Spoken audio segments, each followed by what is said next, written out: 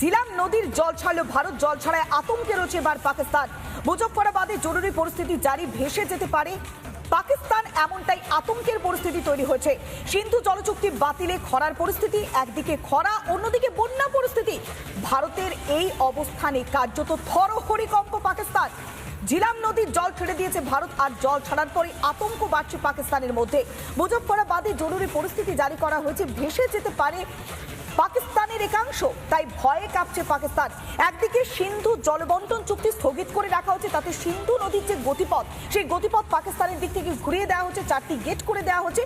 তাই সিন্ধু নদীর জল পাচ্ছে না, একটা অংশে খরার আশঙ্কা তৈরি হচ্ছে। আবার অন্যদিকে ঝিলামের জলস্তর বাড়ছে, পাকিস্তানের দিকে জল ছেড়ে দিয়েছে ভারত, আর তাই ঝিলামের জল যেদিকে যাচ্ছে সেই অংশে বন্যা পরিস্থিতির আশঙ্কা তৈরি হচ্ছে।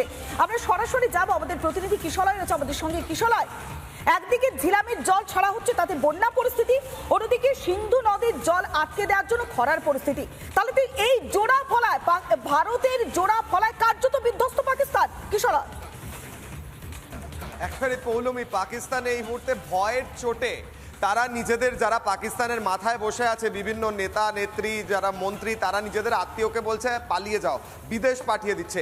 এই সন্ত্রাসবাদী দেশ শায়েস্তা হচ্ছে, একবার স্টেপ বাই স্টেপ শায়েস্তা হচ্ছে। ভারত ঝিলাম নদীর জল ছেড়েছে, ভারতের নদী, ভারতের বাঁধ, ভারত জল ছাড়তেই পারে। ভারত জল ছেড়েছে কারণ এখন তো আর কোনো ট্রিটি নেই, কোনো সিন্ধু চুক্তি নেই, জল চুক্তি বাতিল হয়েছে। এই সন্ত্রাসবাদী দেশের সঙ্গে কোনো চুক্তি রাখা যাবে না, কোনো চুক্তি রাখা হবে না। এই আস্তাকুর দেশের সঙ্গে কোনো চুক্তি রাখা হবে না, এই জঞ্জালের সঙ্গে কোনো চুক্তি রাখা হয়নি। তাই ঝেলামের জল ছেড়েছে ভারত, এবং সেই ঝেলামের জল ছাড়াতে গোটা পাকিস্তান জুড়ে ভয়ের পরিবেশ, আতঙ্কে ঠক ঠক ঠক ঠক করে কাঁপছে। বিশেষ করে ওই ঝিলামের আশপাশে মুজফ্ফরাবাদ বলে যে জায়গা রয়েছে, সেখানে অ্যাডভাইজারিও জারি করা হয়েছে।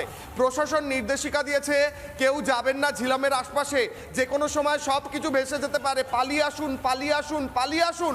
আর অন্যদিকে সিন্ধু নদীর জল বন্ধ, শুকিয়ে গিয়েছে মাঠঘাট, শুকিয়ে গিয়েছে ক্ষেত, সব শুকিয়ে গিয়েছে পাকিস্তানের সব শুকিয়ে গিয়েছে, কারণ জল বন্ধ। একদিকে জল বন্ধ আর একদিকে জল ছাড়া হয়েছে।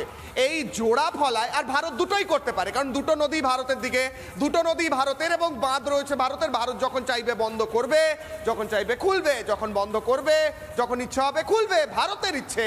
এবং তাই জন্য পাকিস্তানের শুকিয়ে গিয়েছে জল, পাকিস্তানের জল শুকিয়ে গিয়েছে একটা সাইডে, এবং সেখানে খরার মতো পরিস্থিতি।